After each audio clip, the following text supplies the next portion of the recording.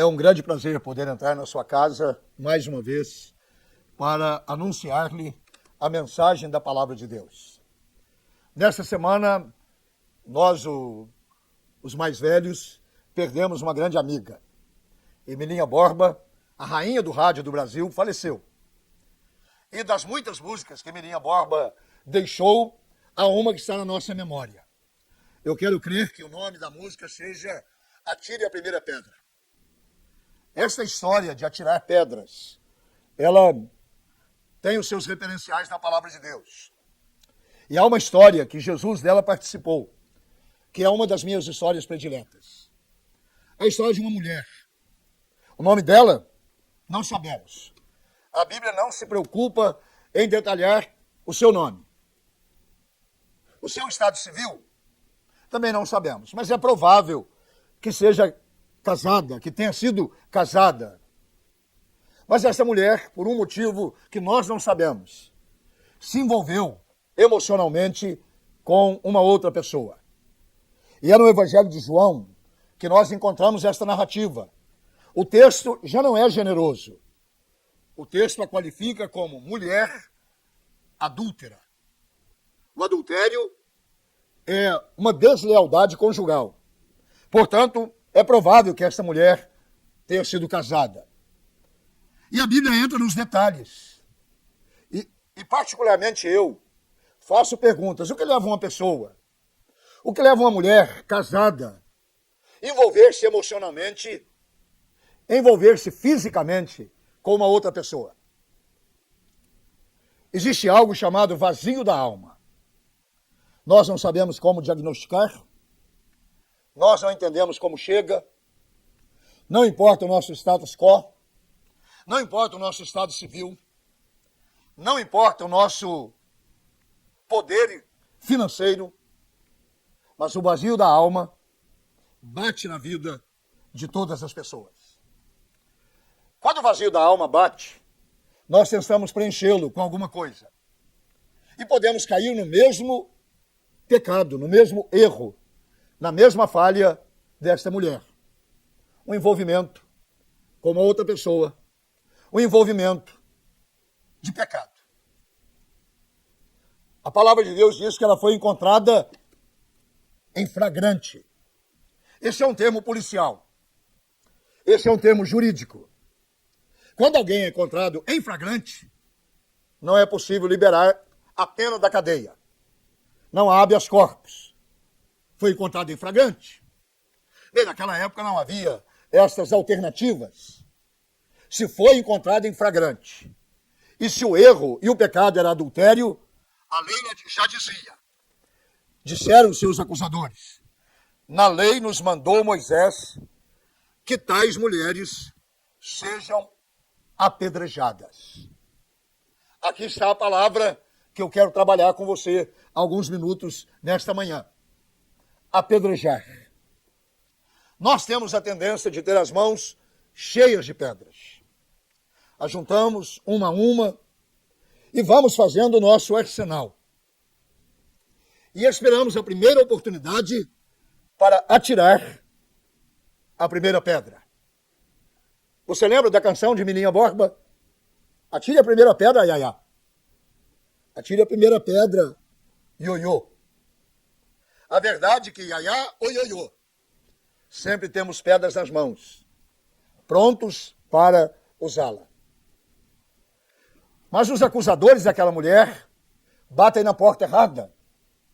Levam a mulher para Jesus.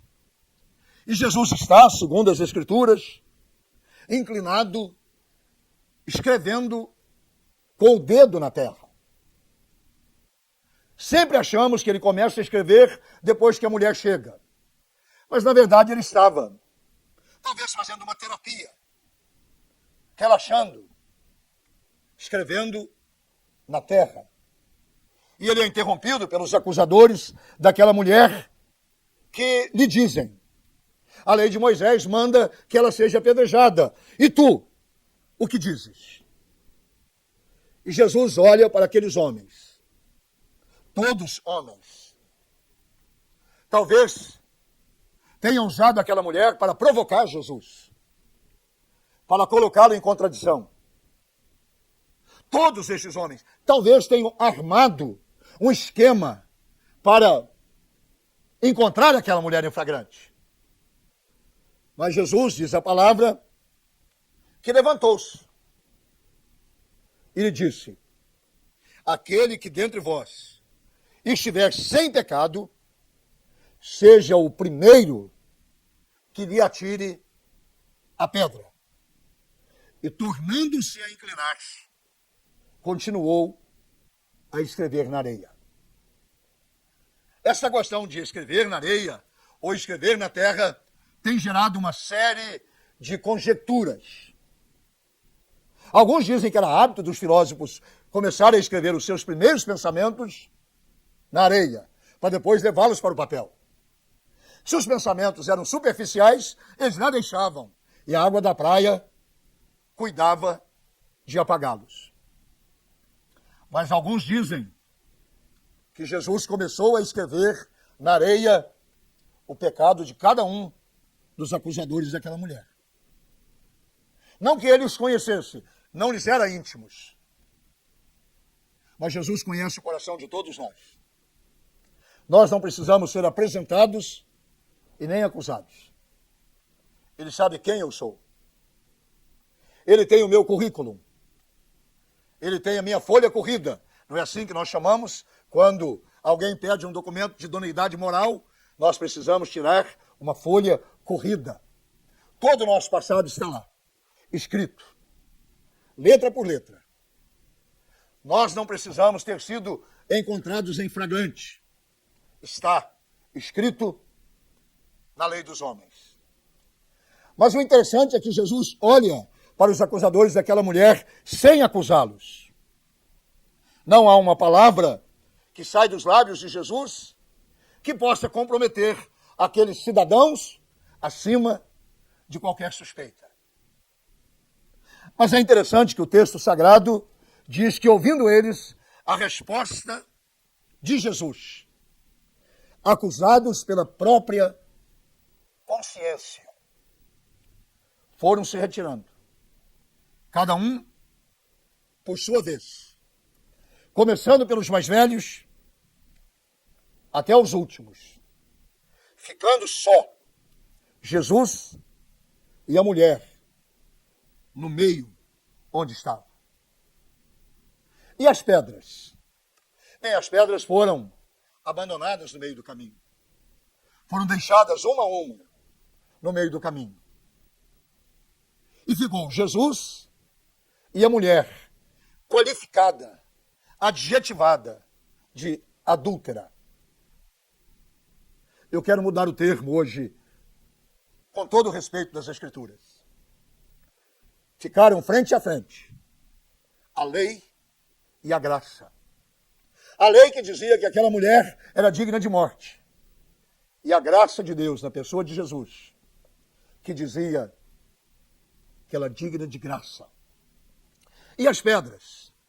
As pedras todas, creio eu, foram ajuntadas para sepultar o passado daquela mulher. Deus tem essa habilidade, essa especialidade de enterrar o nosso passado. Na minha folha corrida de um homem de 60 anos, tem todo o meu passado. A data em que eu nasci, a data em que eu servi às Forças Armadas, o dia em que eu me casei, todos os atos da minha vida estão na minha folha corrida. Mas existe um outro lugar em que a minha vida está escrita. É chamado o livro de Deus. Lá, Deus, através de Jesus, apagou todo o meu passado. E com as pedras daqueles que tentaram, uma vez ou outra, também me apedrejar, e apedrejar a você. Deus construiu um túmulo, construiu um lugar, onde debaixo das pedras, em que eu seria executado, ele levantou um altar, para que eu lembrasse sempre que a graça vence a lei, que o amor vence o ódio, e que a grande misericórdia de Deus sepulta todos os nossos pecados. Eu não sei quem é você, que me assiste hoje de manhã, mas talvez haja sobre a sua vida uma lista de acusações. E pessoas que podem dizer o dia e a hora, com as pedras nas mãos, estão prontos a executá-lo. Olhe para aquele que perdoa e mergulhe na graça de Deus. Ela é capaz de transformar completamente a sua vida. E Jesus diz para você o que disse aquela mulher.